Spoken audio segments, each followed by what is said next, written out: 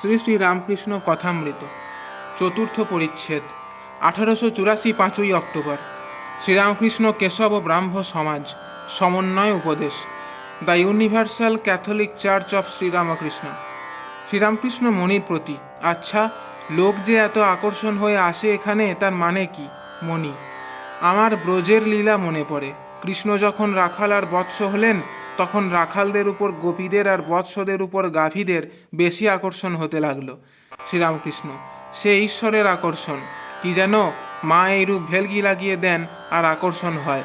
আচ্ছা, কেশব সেনের কাছে যত লোক যেত, এখানে তো তত আসে না। আর কেশব সেনের কত লোক গণে মানে বিলাতে পর্যন্ত জানে। কুইন কেশবের সঙ্গে কথা কয়েছে। গীতায় তো বলেছে, যাকে অনেকে গণে মানে সেখানে ঈশ্বরের শক্তি। এখানে তো অত হয় না। মণি: কেশব সেনের কাছে সংসারী লোক গিয়েছে। শ্রীরামকৃষ্ণ: হ্যাঁ, তা বটে, ঐহিক লোক। মণি: কেশব সেন যা করে গেলেন তা কি থাকবে? শ্রীরামকৃষ্ণ: কেন? সংহিতা করে গেছে, তাতে কত নিয়ম। মণি: অবতার যখন নিজে কাজ করেন তখন আলাদা কথা, যেমন চৈতন্যদেবের কাজ। শ্রীরামকৃষ্ণ: হ্যাঁ হ্যাঁ, ঠিক। মণি: আপনি তো বলেন চৈতন্যদেব বলেছিলেন, আমি যা বীজ ছড়িয়ে দিয়ে গেলাম, কখনো না কখনো এর কাজ হবে। কার্নিশের উপর বীজ রেখেছিল, বাড়ি পড়ে গেলে সেই বীজ আবার গাছ হবে। শ্রীরামকৃষ্ণ: আচ্ছা, শিবনাথরা যে সমাজে করছে, তাতেও অনেক লোক যায়। মণি: আজ্ঞা, তেমনই লোক যায়। শ্রীরামকৃষ্ণ সহাস্যে: হাঁ হাঁ, সংসারী লোক সব যায়। যারা ঈশ্বরের জন্য ব্যাকুল, কামিনী কাঞ্চন ত্যাগ করতে চেষ্টা করছে, এমন সব লোক কম যায় বটে। মণি: এখানে থেকে একটা স্রোত যদি বয় তাহলে বেশ হয়। সে স্রোতের টানেতে সব ভেসে যাবে। এখানে থেকে যা হবে সে তো আর একঘেয়ে হবে না। শ্রীরামকৃষ্ণ সহাস্যে: আমি আর যা ভাব তার সেই ভাব রক্ষা করি। বৈষ্ণবকে বৈষ্ণবের ভাবটিই রাখতে বলি, শাক্তকে শাক্তের ভাব। তবে বলি, এ কথা বলো না আমারই পথ সত্য আর সব মিথ্যা, ভুল। হিন্দু, মুসলমান, খ্রিস্টান নানা পথ দিয়ে এক জায়গায় যাচ্ছে। নিজের নিজের ভাব রক্ষা করে আন্তরিক হয়ে তাকে ডাকলে ভগবান লাভ হবে।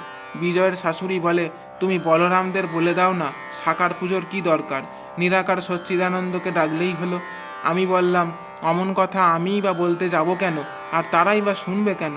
মা মাছ রেঁধেছে, কোনো ছেলেকে পোলোয়া রেঁধে দেয়, যার পেট ভালো নয় তাকে মাছের ঝোল করে দেয়। রুচিভেদ, অধিকারী ভেদে একই জিনিস নানারূপ করে দিতে হয়। মণি: আজ্ঞে হ্যাঁ, দেশকাল পাত্র ভেদে সব আলাদা রাস্তা। তবে যে রাস্তা দিয়েই যাওয়া হোক না কেন, শুদ্ধ মন দিয়ে আন্তরিক ব্যাকুল হয়ে ডাকলে তবে তাকে পাওয়া যায়। এই কথা আপনি বলেন। ঘরের ভিতর ঠাকুর নিজের আসনে বসিয়া আছেন। মেঝেতে মুখুজ্জদের হরি, মাস্টার প্রভৃতি বসিয়া আছেন। একটি অপরিচিত ব্যক্তি ঠাকুরকে প্রণাম করিয়া বসিলেন। ঠাকুর পরে বলিয়াছিলেন, তাহার চক্ষুর লক্ষণ ভালো না, বিড়ালের ন্যায় কটা চক্ষু। ঠাকুরকে হরি তামাক সাজিয়া আনিয়া দিলেন। শ্রীরামকৃষ্ণ হুঁকা হাতে করিয়া হরির প্রতি, দেখি তোর হাত দেখি, এই যে জব রয়েছে, এই বেশ লক্ষণ। হাত আলগা কর দেখি। নিজের হাতে হরির হাত লইয়া যেন ওজন করিতেছেন। ছেলে মানুষই বুদ্ধি এখনো আছে, দোষ এখনো কিছু হয় নাই। ভক্তদের প্রতি, আমি হাত দেখলে খল কি সরল বলতে পারি।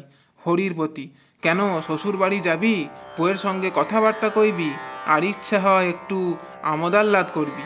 মাস্টারের প্রতি, কেমন গো? মাস্টার প্রভৃতির হাস্য। মাস্টার: আজ্ঞে, নতুন হাঁড়ি যদি খারাপ হয়ে যায় তাহলে আর দুধ রাখা যাবে না। শ্রীরামকৃষ্ণ সহাস্যে: এখন যে হয় না এটা কি করে জানলে? মুখুজ্জেরা দুই ভাই, মহেন্দ্র ও প্রিয়নাথ, তাহারা চাকরি করেন না, তাহাদের ময়দার কল আছে। প্রিয়নাথ পূর্বে ইঞ্জিনিয়ারের কর্ম করিতেন। ঠাকুর হরির নিকট মুখুজ্জে ভ্রাতৃদ্বয়ের কথা কহিতেছেন। শ্রীরামকৃষ্ণ হরির প্রতি, বড় ভাইটি বেশ না, বেশ সরল? হরি: আজ্ঞে হ্যাঁ। শ্রীরামকৃষ্ণ ভক্তদের প্রতি, ছোট নাকি বড় সন, কৃপণ? এখানে এসে নাকি অনেক ভালো হয়েছে? আমায় বললে আমি কিছু জানতুম না। হরিকে এরা কিছু দান টান করে কি? হরি: তেমন দেখতে পাই না। এদের বড় ভাই যিনি ছিলেন তার কাল হয়েছে, তিনি বড় ভালো ছিলেন, খুব দান ধ্যান ছিল। শ্রীরামকৃষ্ণ মাস্টার প্রভৃতিকে, শরীরে লক্ষণ দেখে অনেকটা বোঝা যায় তার হবে কি না। খল হলে হাত ভারী হয়। নাক টেপা হওয়া ভালো না। শম্ভুর নাকটি টেপা ছিল, তাই অত জ্ঞান থেকেও তত সরল ছিল না। উন পাঁজুরে লক্ষণ ভালো না, আর হাড় পেকে কনুইয়ের গাঁট মোটা, হাত ছিনে, আর বিড়াল চক্ষু, বিড়ালের মতো কটা চোখ, ঠোঁট ডোমের মতো হলে নিজ বুদ্ধি হয়। বিষ্ণুঘরের পুরুত কয় মাস অ্যাক্টিং কর্মে এসেছিল, তার হাতে খেতুম না, হঠাৎ মুখ দিয়ে বলে ফেলেছিলুম ও ডোম। তারপর সে একদিন বললে, হ্যাঁ আমাদের ঘর ডোম পাড়ায়, আমি ডোমের বাসন চাঙ্গারি বুনতে জানি। আরও খারাপ লক্ষণ, এক চক্ষু আর টেরা, বরং এক চক্ষু কানা ভালো তো টেরা ভালো নয়, ভারী দুষ্ট ও খল হয়। মহেশ ন্যায়রত্নের একজন ছাত্র এসেছিল, সে বলে আমি নাস্তিক। সে হৃদেকে বললে, আমি নাস্তিক, তুমি আস্তিক হয়ে আমার সঙ্গে বিচার করো। তখন তাকে ভালো করে দেখলাম, দেখি বিড়াল চক্ষু। আবার চলনেতে লক্ষণ ভালো মন্দ টের পাওয়া যায়। পুরুষাঙ্গের উপর চামড়াটি মুসলমানদের মতো যদি কাটা হয়, সে একটি খারাপ লক্ষণ। মাস্টার প্রভৃতির হাস্য, মাস্টারকে সহাস্যে, তুমি ওটা দেখো, ও খারাপ লক্ষণ। সকলের হাস্য। ঘর হইতে ঠাকুর বারান্দায় বেড়াইতেছেন, সঙ্গে মাস্টার ও বাবুরাম। শ্রীরামকৃষ্ণ হাজরার প্রতি। একজন এসেছিল, দেখলাম বিড়ালের মতো চক্ষু। সে বলে, আপনি জ্যোতিষ জানেন? আমার কিছু কষ্ট আছে। আমি বললাম, না, বরানগরে যাও, সেখানে জ্যোতিষের পণ্ডিত আছে। বাবুরাম ও মাস্টার নীলকণ্ঠের যাত্রার কথা কহিতেছেন।